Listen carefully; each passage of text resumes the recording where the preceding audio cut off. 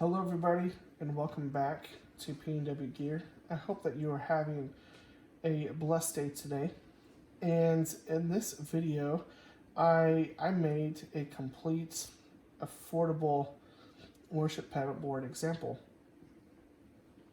And what I mean by complete is not only does this pedalboard have your pedals on it, but also your amp rig as well. So this board would be the only thing that you would need to take to your church to have the win for your Sunday set. Now please remember to hit that thumbs up button and hit the subscribe button. I would greatly appreciate it.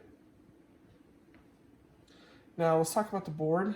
I believe that in most praise and worship music, I find that these are the essential pieces of gear needed to accomplish the win for a Sunday set. So first thing on that list is you're going to need a pedal board. Now I have, this example is the Pedal Train Classic Junior. I bought this used on Reverb.com, I believe, for $60. It came with a soft case, and I always recommend that any board that you might buy, that it has some kind of protective case with it, either a soft case or a flight case, just that way everything is protected as you're traveling or whatever weather you might encounter to and from the church as you're traveling. And another essential piece for your pedal board is going to be your power supply. Now I have on this board the Mxr Iso Brick, and this is a fully isolated and clean power supply, and I'll show you a picture of it right now. Now, when it comes to power supplies, you want to have a good source of power that will power each pedal individually. And what I mean by that is that each pedal is going to be taking in the correct amount of clean power that it would need to run, so that way you don't damage anything, and also mainly for noise as well. When you're using a cheap power supply, and for example this Otriki power supply that I purchased off of Amazon, if you were to use this power supply, you are going to be running into some unwanted noise, and that's because this is basically one strand of power that is going, it's daisy chained to each power plug in here. So it's using the same power for every pedal, and it's basically just branching off into one of these plugs. Now this will work. This will power your board just fine. You will get power, and you won't be able to power the HX Stomp, so you probably have to use the power supply that it comes with. But it would be able to power this Hall of Fame right here, because it does have a high currents plug right here, and the Hall of Fame, I believe, takes up to 300 milliamps, so it's a 9 volt 300 milliamps, but you would have a Strymon Timeline or Big Sky, for example, I believe they take up to 500 milliamps of power. So you don't want to have a power supply that's going to give you that unwanted noise. You want to have the clean, good source of power to each and every individual pedal. And the next thing I'm going to talk about is your patch cables. Now, as you can see, I did use what I had laying around left over from my other pedal board. So I have different kind of patch cables on here. And I do recommend that you definitely don't go out and buy the cheapest patch cables that you can get. I mean, I've seen some patch cables for 99 cents, and they look like they would be even less quality that you'd buy at a Radio Shack. So, for example, this would probably be the cheapest example that I would recommend. This is a live wire patch cable. I believe they are $4.99 a piece. This will work. you can unscrew the casing right here to get to the solder points if you needed to repair the connection.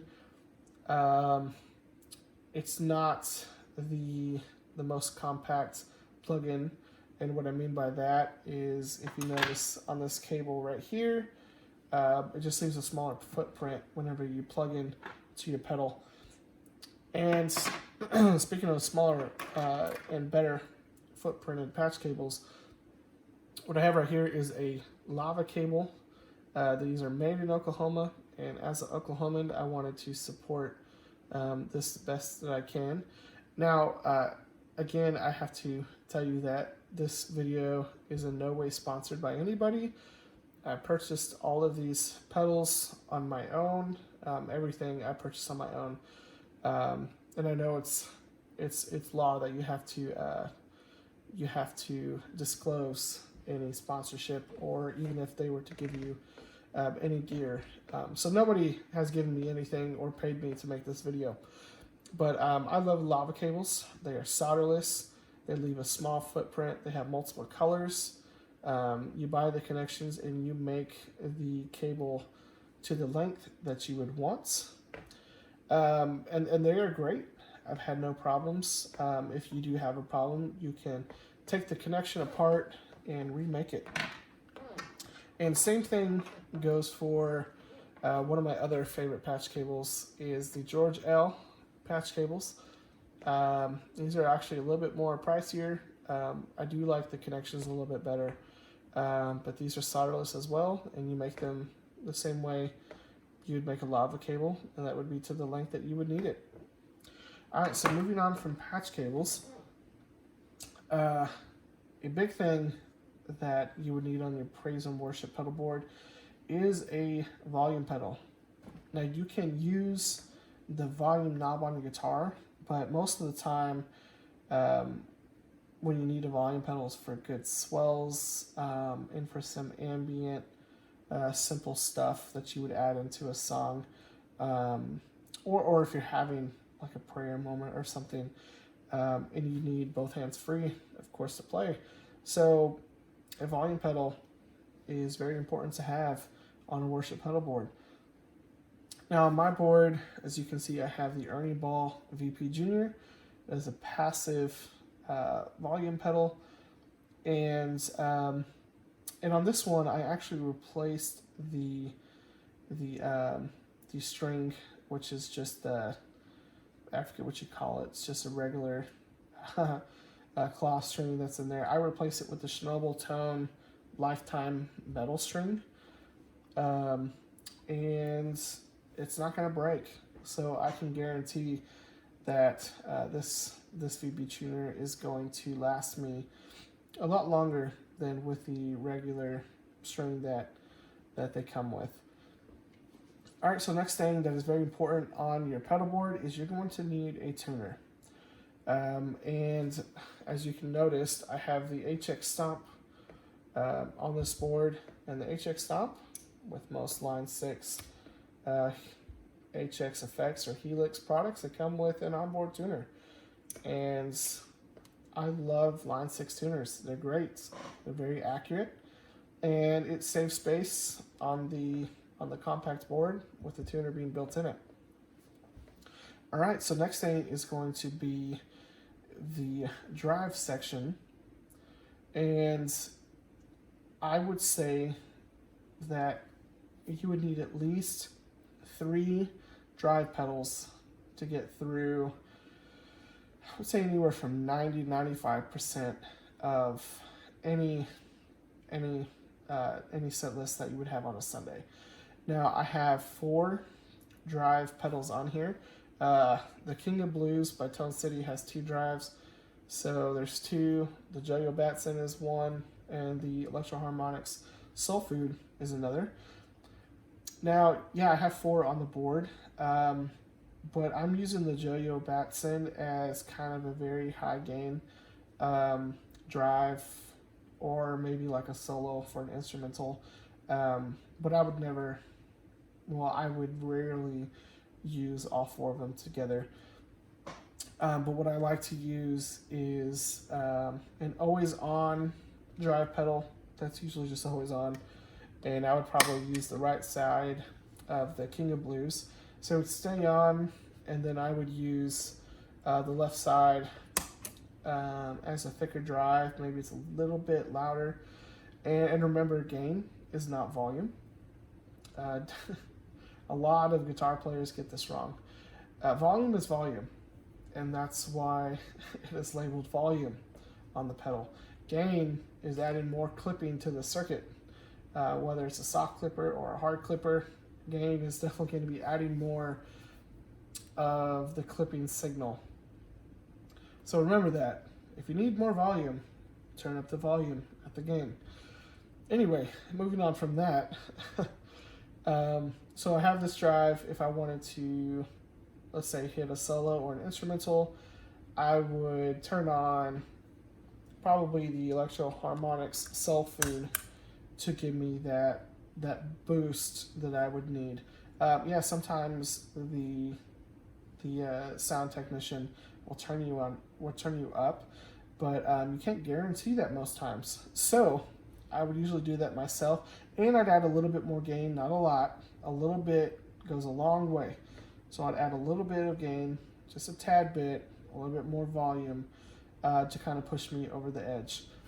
Now, depending on what song you might be playing, if you're definitely playing like a Planet Shakers song, a higher gain pedal like this Yo-Yo Batson. I hope I'm saying that right. Batson. I have this setting as a higher distortion channel right now, actually. And I probably would still use that always on right side drive and then push it with the Yo-Yo. And let me go through the pricing of these drive pedals. The Tone City, I bought that used for $55. I believe they're new for $79. This Yo-Yo, and this is actually a fantastic pedal. It's actually, I think, one of the best things that Yo-Yo has put out. But I bought that used for $30, believe it or not. It has, what is it? It has 8 different drive channels on here. And I mean, you can go through and watch a video on that drive itself. I'll probably be making one. But for $30 use, I mean, it is a killer pedal. And the Electro Harmonix Soul Food, I bought that used from a gentleman in my area for $50. And it is a great clone. To be honest, it's one of the best, especially for the price. All right, next thing that I have is a compressor. Now, I don't use compression a whole lot. I mainly use it just to balance the low and high strings on the guitar. And I'll be honest, I went out and bought the cheapest compressor that you can get. And I got the mono price compressor, and I bought that used for, I believe it's $25. Not bad. It does the job pretty well. Oh, and the VP Junior, the volume pedal right here, you can get those things used all day, anywhere from $40 to $60. All right, so moving on. I believe that you most of the time are going to need some kind of pitch shifting pedal. I actually really enjoy the TC Electronics 7-Up, and you can get this in a mini. And this is not a requirement. This is not something I believe is required to be on your board. I just like to always have one. And I bought this, I believe, for $90 used. I could be wrong, but I think they are about $130 new. They do make a smaller version, and I've seen those go used for about $60 to $80. But some songs require that you need some kind of pitch shifting pedal in the mix. All right, so moving on to delay. Now I'm using the HX Stomp for my delays. And I think it is essential to have more than one delay for sure on your board. I would say three delays will get you through basically any Sunday set. And the reason why I say three is because some songs require different delays, different delay types, and you have to have those available basically a moment's notice. The songs that we play at my church, we might have only a 4-second transition to the next song. So I want to be able to have that delay ready to go at a moment's notice. And especially your delays need to have a tap tempo. And as you notice, the blinking light on the HX Stomp is a tap tempo. And you can be able to tap tempo, put that in there in a two-step mode, in a two-step moment with these pedals. Now on this one right now, I have what's called a simple delay. I don't know if you can read that, but it's just a quarter note, just a simple quarter note digital delay. And on this one, the left one, is a ping pong stereo delay. So it's a little louder, it's big, it jumps from right to left in a stereo position. It is a great stereo delay. All right, so moving on to reverb. I definitely recommend the same thing as delays, is that you have 3 reverbs available at any moment's notice on your board. The Hall of Fame 2 has 4, and that's why I love this pedal. You have 4 reverbs at any moment's notice.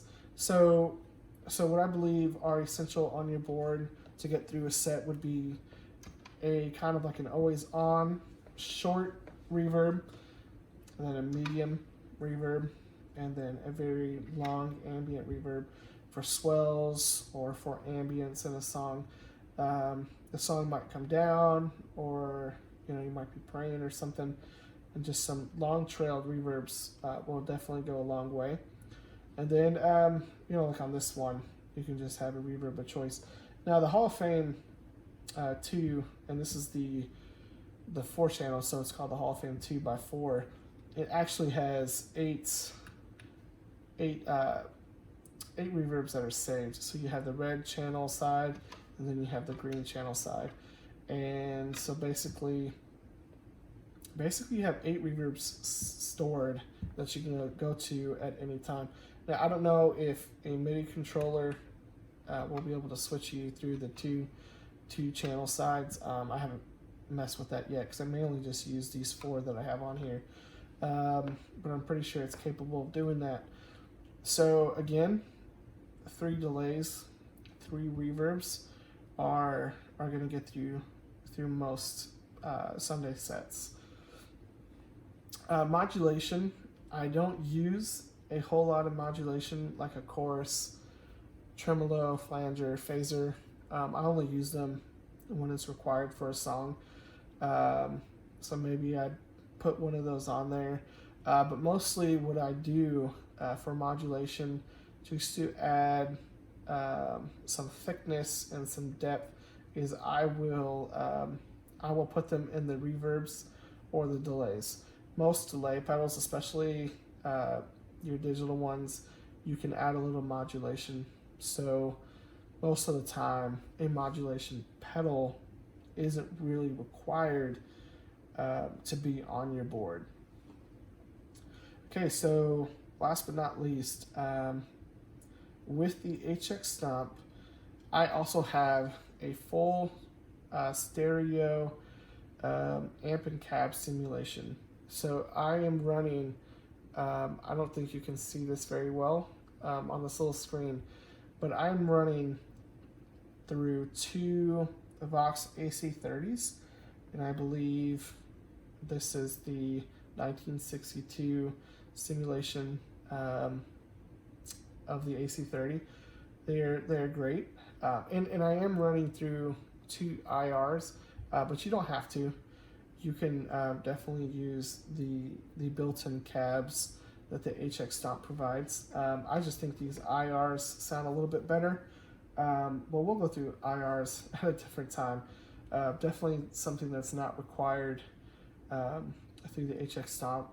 IRs are definitely something that you would purchase just because you like them better than the stock cabs.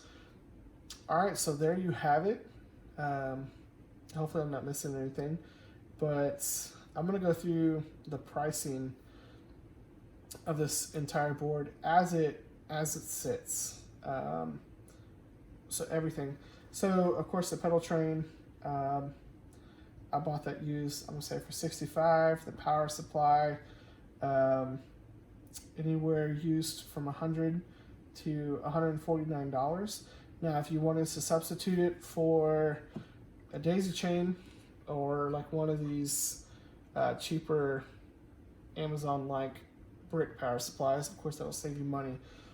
And then patch cables, I'm gonna say anywhere, if you're using the good quality patch cables, anywhere from $60 to $100.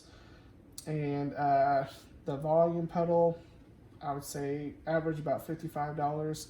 That little compressor that I have, that's not required. I bought that for $25. And if you got this King of Blues used for $60, let's say the Joyo, let's say you get that used for anywhere from $40 to $50, and the Electro Harmonic Soul Food, say that used for around $50. The TC Electronic 7-Up for $90. And I have seen these Hall of Fame reverb pedals, this one right here, I've actually seen one used for $175. That guy probably was trying to get rid of it pretty quick. But on average, they go for about $200 used. A lot more new. I want to say they're $300 to $350 new. I could be wrong. But they are used. There are a lot of them used out there on Reverb.com. And the HX Stomp by Line 6, I've seen these anywhere used from $400 to $500. But if I bought this one anywhere from $400 to $450, you're looking at a board, this board for around $1,200 to $1,300. So, and I say that's affordable because it's your whole entire rig. This is everything: your pedals, your amps. It's all in one compact board. Of course, if you wanted to use real amps, and let's say you bought, even if it was just one solid tube amp, I mean that's going to run you anywhere from $300 to $600. And if you were to buy two to be in stereo, that would run you anywhere from, I would say, $600 to $1,200 in just amps. And most churches do not want you to have amps. They definitely want you to have the direct option straight into front of house. And I will say I prefer amps. I like amps a lot more. I like amp simulation. But when you have ears in or you have a good monitor, it's not really going to make that much of a difference. And well, your sound technician is going to like you a lot more if you were to have the direct option. Well, all right, guys. Again, if you have any questions or comments, go ahead, put them in the comment section, and I will get to them. And I believe that this board is a really good example of a complete, affordable worship guitar pedal board. And I am confident that if you were to have something like this, you definitely would be happy with it, and you will be able to get through your Sunday set with a very easy to get through your Sunday set. All right, guys. All right. Well, thank you very much for coming back to the channel. Again, please hit the thumbs up and hit that subscribe button. Thank you very much.